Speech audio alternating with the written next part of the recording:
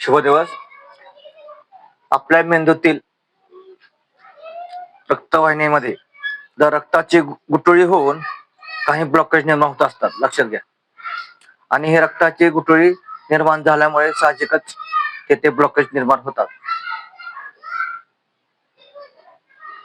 आणि त्यामुळे त्या भागातील रक्तप्रवाह बंद पडतो. हे अर्धांगवायूचे स्वरूप. आता मेंदूच्या डाव्या भागातील रक्तप्रवाह जर बंद पडला तर शरीराचा उजवा भाग, उदाहरणार्थ उजवा हात, उजवा पाय आणि शरीराचा उजवा भाग यातील ताकद पूर्णपणे नष्ट होऊन शरीराची हालचाल होत नाही. आणि जर उजव्या भागातील रक्तप्रवाह जर बंद पडला तर डाव्या भागातील डावा हात, डावा पाय यांची हालचाल होत नाही. मित्रहो,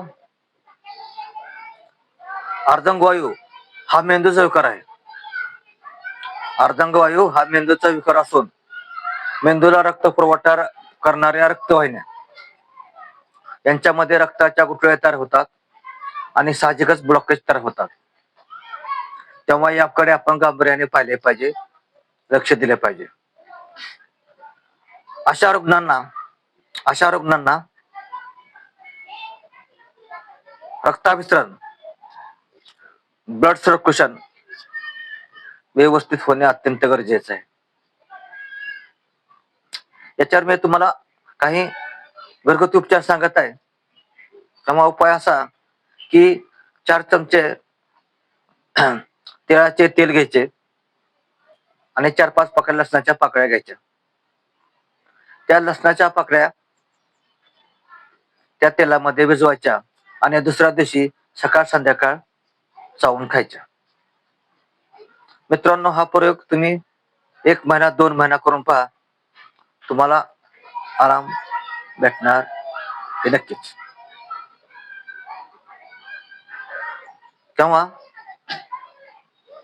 अर्धांगवायू हा भयंकर आजार आहे,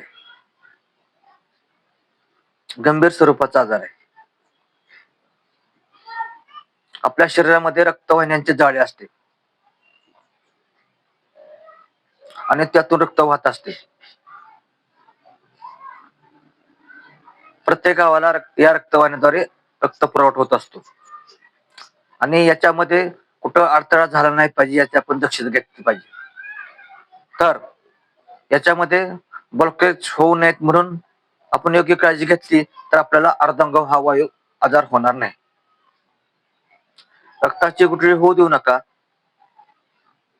त्यासाठी योग्य ते पथ्य पाळा आणि त्यासाठी मी पुढील भागात आपल्याला अधिक माहिती जाणून देणार आहे.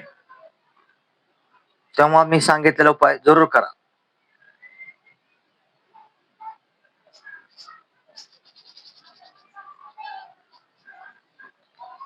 इथेच थांबतो मी.